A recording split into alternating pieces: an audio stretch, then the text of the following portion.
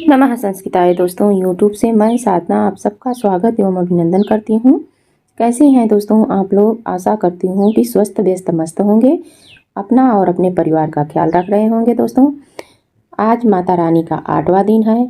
आइए हम लोग माता रानी की कृपा लेके, माता रानी का आशीर्वाद लेके, माता रानी का चरण स्पर्श करके आज का पाठ शुरू करते हैं। आज हम लोग फिर से महाकवि कालिदास द्वारा रचित मेघदूतम खंड काव्य लेके हाजिर हुए हैं। मेघदूतम खंड काव्य में आज हम लोग 14 नंबर श्लोक का अध्ययन करेंगे। 14 नंबर श्लोक का अध्ययन करने से पहले दोस्तों हम लोग 13 नंबर श्लोक का वाचन करेंगे। 13 नंबर श्लोक है, मार्गम तावत् शृणु कथयस्त्वया त्वयायाणान रूपम संदेशम में तदनु जलदम श्रोष्यसि श्रोतपेयम खिन्नः खिन्नः शिखरीषु पदम न्यस्य गन्तासि यंत्र क्षीणः क्षीणः परिलघुपयः स्रोतसाम चोपभुज्य। अर्थात मेघ को समझाते हुए यक्ष कह रहा है कि हे मेघ, अब पहले कहे हुए मुझे तुम्हारी अपनी यात्रा के अनुकूल मार्ग को सुन लो, जिससे मार्ग में बार बार थक जाने पर पर्वतों पर पैर रखकर विश्राम करके जाना तथा बार बार क्षीण होने पर, पतले हो जाने पर नदियों के हल्के जल का पान करते हुए जाना। उसके बाद मार्ग सुनने के बाद कानों के द्वारा पिए जाने वाले मेरे संदेश को तुम सुनो, मेरे संदेश को सुनो। उसके बाद आइए दोस्तों हम लोग अब जो है अपना शुरुआत करते हैं। तो हम लोग 14 नंबर श्लोक का अध्ययन करते हैं। 14 नंबर श्लोक में यक्ष मेघ को मार्ग समझाते हुए कहता है कि अद्रे श्रृंगम हरति पवनः किंस्विदित्युन्मुखी भी दृष्टोत्साहश्चकितं मुग्ध सिद्धांगनाभि मुग्ध। उसके बाद अस्थानाद अस्मात्सर स्थान अस्मात्सर सरस निचूला सरस, यहाँ पे स्थानाद अस्मात् सरस निचूलाद उत्पोदमुखम खम दिंगनागानां पथि परिहरन स्थूल हस्तावलेपन। इसका वाचन कर लेते हैं। अत्रे सिंगः हरति पवनः किं स्विदिन्त्युमुखीभिः दृष्टोत्साहश्चकितं मुग्धसिद्धाङ्गनाभिः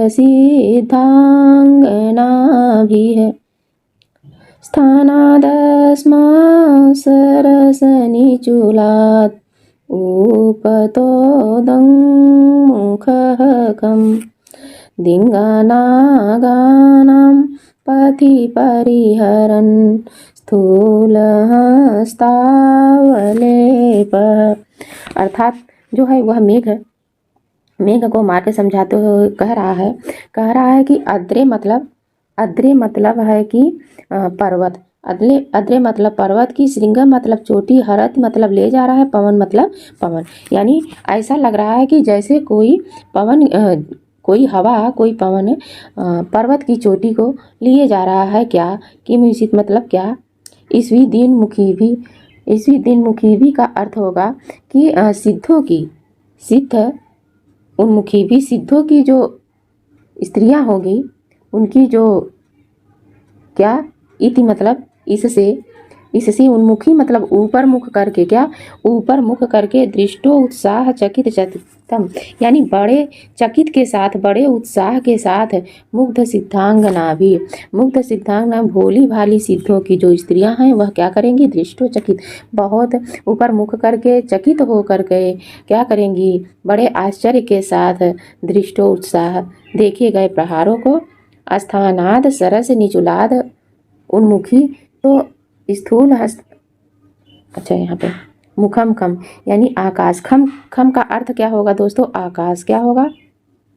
मुंह से बता रही हूँ, लिखते नहीं बनता इतना इस पे स्क्रीन पे, इसलिए जो है मुंह से सुनिए। स्थानाद परिहरण मतलब परिहरण का अर्थ होगा कि बचाते हुए, क्या बचाते हुए। सरस निचला, सरस बेतों के, स्थान स्थान पर सरस बेतों के उद्मुखी मतलब उत्तर की ओर मुख करके तुम आकाश की ओर उड़ जाना। दिंगा नाम यानी किसको बचाना? दिग्गजों के जो 8 दिग्गज, 8 दिशाओं के 8 दिग्गज होते हैं यानी हाथियाँ जो होती हैं, उन मार्ग के दिग्गजों को बचाना। स्थूल यहाँ पे है कि स्थूल यानी उन दिग्गजों की वह दिग्गज लोग कैसे हैं, मोटी मोटी सूंढ़ों वाले हैं। कैसे, मोटे मोटे सूंढ़ों वाले हैं। तो आइए हम लोग इसको अन्वय के आधार पर देखते हैं तो ज़्यादा अच्छा रहेगा। अन्वय के आधार पर हम लोग इसको देखते हैं। अन्वय है पवनः मतलब हवा। पवनः मतलब क्या होगा, हवा। पवनः मतलब हवा। एक मिनट। पवनः मतलब हवा। अद्रे मतलब पर्वत को, क्या, पर्वत को, पर्वत की। सिंगरे मतलब चोटी। सिंगरे मतलब चोटी। हरत मतलब ले जा रहा है। किमवश मतलब क्या। यह कह रहे हैं कि पवन जो है, जो हवा है वह पर्वत की चोटी को लिए जा रहा है। क्या, इति मतलब ऐसा। उन्मुखी है, ऊपर की ओर मुख किए हुए। कैसे, ऊपर की ओर, ऊपर की ओर मुख किए हुए क्या करेंगी, सिद्धनांगा भी। जो सिद्ध पुरुषों की स्त्रियां हैं, चकित चकितम बड़े आश्चर्य के साथ। कैसे, आश्चर्य यानी चकित के साथ। दृष्टो उत्साह मतलब तुमको क्या करेंगी, देखे गए उत्साह वाला। क्या, देखे गए उत्साह वाला। पथि मतलब मार्ग में। पथि मतलब मार्ग में तुम्हें देखेंगी। ऐसे ही लगेगा उन लोगों को, ऐसे लगेगा कि जो हवा है वह लगता है पर्वत को ही उठाया जा रहा है। क्या, ऐसे ऊपर की ओर मुख करके। जाहिर सी बात है, नीचे से ऊपर कोई देखेगा तो ऊपर ही मुख करेगा। ऊपर की ओर मुख करके बहुत चकित के साथ मतलब आश्चर्य होकर तुम्हें देखेंगी और जो है मार्ग, तुम्हारे मार्ग को देखेंगी। उसके बाद यहाँ पे है कि मार्ग का, मार्ग में क्या, पथि का मतलब है कि मार्ग में। और दिग्गनागा नाम। दिग्गनागा नाम यानी दिग्गजों के जो 8 दिशाएं होती हैं, 8 दिशाओं के 8 हाथी होते हैं, तो उन्हें 8 हाथियों को दिग्गज कहते हैं। क्या कहते हैं, दिग्गज यानी दिशाओं के गज। तो 8 जो दिग्गज हैं उन दिग्गजों के स्थूल हस्तावलेपान, तो मोटी मोटी सूंढ़ों के प्रहारों को। क्या, मोटी मोटी जो उनके वो दिग्गज हैं उनके मोटी मोटी जो सूंढ़ हैं उनके प्रहार से परिहरण, बचाते हुए। क्या, उनके प्रहारों को बचाते हुए। परिहरण मतलब बचाते हुए। अस्मात्, बचाते हुए। अस्मात् यानी जो है क्या करना, अपना जाना। सरस निचुलात। सरस निचुलात का अर्थ क्या होगा, सरस वेतों के। सरस वेतों के उद्मुख। उद्मुख का अर्थ हो जाएगा कि उत्तर की ओर। क्या, उत्तर की ओर। खम मतलब आकाश की, आकाश में क्या होगा, आकाश में उत्पात मतलब उड़ जाओ। क्या होगा, उड़ जाओ या चले जाओ। अर्थात कहने का मतलब है कि वायु पर्वत की चोटी को लिए जा रहा है। क्या, ऐसे लिए जा रहा है। क्या, इस विचार से ऊपर की ओर मुख किए हुए भोली भाली सिद्धों की जो स्त्रियों के द्वारा, भोली भाली सिद्धों की स्त्रियों के द्वारा अत्यधिक आश्चर्य के साथ देखे गए उत्साह वाला, यानी तुम बड़े उत्साह के साथ, बड़े आश्चर्य के साथ देखे जाओगे। और क्या है कि मार्ग में दिग्गजों की जो मोटी मोटी सूढ़ें हैं उनके प्रहारों को बचाते हुए जाना। कैसे जाना, अपने आप को दिग्गजों की मोटी मोटी सूढ़ों से बचाते हुए जाना। और तुम और क्या करना, सरस यानी उस अस्मात है उस, क्या, उस सरस बेतों के स्थान से उत्तर की ओर मुख करके आकाश में उड़ जाना। क्या करना, आकाश में उड़ जाना। उसके बाद यहाँ पे आइए हम लोग विशेष विशेषण देख लेते हैं कि इसके विशेष विशेषण क्या है। तो इसमें शायद एक ही विशेषण है, उन्मुखी। यहाँ पे है उन्मुखी का विशेषण होगा। एक मिनट, कलर चेंज कर ले। उन्मुखी का विशेषण होगा, एक विशेषण है। उन्मुखी का जो विशेषण होगा, मुग्ध सिद्धांगनाएं। मुग्ध सिद्धांगनाएं, तो 1 नंबर विशेषण, 1 नंबर विशेषण है। अर्थात यानी उन्मुखी, ऊपर की ओर मुख करके कौन देखेगा, तो सिद्ध पुरुषों की जो स्त्रियां हैं वो देखेंगी। पवन पर्वत की चोटी को लिए जा रहा है। क्या, ऐसा विचार करके ऊपर की ओर मुख करके सिद्ध पुरुष की स्त्रियां चकित, आश्चर्यचकित होकर बड़े उत्साह के साथ तुम्हें देखेंगी। मार्ग में दिग्गजों के स्थूल हस्तावलेपन यानी जो मोटी मोटी सूढ़ें हैं उनके प्रहार से तुम अपने आप को बचा के जाना। उस सरस निचुलात बचा लेना। उसके बाद फिर उस सरस के बेतों के स्थान से उद्मुखा मतलब उत्तर की ओर मुख करके, खम मतलब आकाश में, उत्पत मतलब उड़ जाना। उसके बाद आइए हम लोग टिप्पणियों को देख लेते हैं कि हमारी टिप्पणियाँ, अच्छा भावार्थ है। सबसे पहले भावार्थ को देख लेते हैं। देखिए, वायु पर्वत की चोटी को लिए जा रहा है। क्या, वायु पर्वत की चोटी को लिए जा रहा है क्या? इस विचार से ऊपर की ओर मुख किए हुए भोली भाली सिद्धों की स्त्रियों द्वारा अत्यधिक आश्चर्य के साथ देखे गए उत्साह वाला मार्ग में दिग्गजों की मोटी सूंडों के प्रहारों को बचाते हुए तुम उस सरस वृत्तों के स्थान से उत्तर की ओर मुख करके या होकर आकाश में उड़ जाओ। कैसे, किस तरह से? उत्तर की ओर मुख करके आकाश में उड़ जाओ, क्योंकि मेघ को जाना किस दिशा में है? अलका नगरी। अलका नगरी है किधर? उत्तर दिशा में। उसके बाद आइए हम लोग टिप्पणी को देख लेते हैं। यहाँ पे टिप्पणी क्या है? तो यहाँ पे टिप्पणियाँ हैं जो है वह है उन्मुखी भी। तो उन्मुखी भी में कौन सा समास है? उन्मुखी भी में समास है उन्नतानि मुखानि यासाम ताभि। उन्नतानि मुखानि यासाम ताभि, तो इसमें बहुव्रीहि समास है दोस्तों। कौन? बहुव्रीहि समास है। और दृष्टो उत्साह को देखते हैं तो दृष्टः उत्साहो यस्य सः, दृष्टः उत्साहो यस्य सः, तो इसमें कौन सा समास है? दृष्टः उत्साहो यस्य सः, और छूट गया क्या है? दृष्टः उत्साहो यस्य सः, यहाँ पे दृष्ट उत्साहो यस्य सः में कौन सा समास है? तो इसमें समास है दृष्ट उत्साहो यस्य सः। एक मिनट। अच्छा, उन्नतानि मुखानि आसाम सः में बहुव्रीहि समास है। और उसके बाद है कि एक मिनट, यहाँ भी बहुव्रीहि समास है। क्या है? बहुव्रीहि समास यहाँ भी है, यहाँ भी बहुव्रीहि समास है।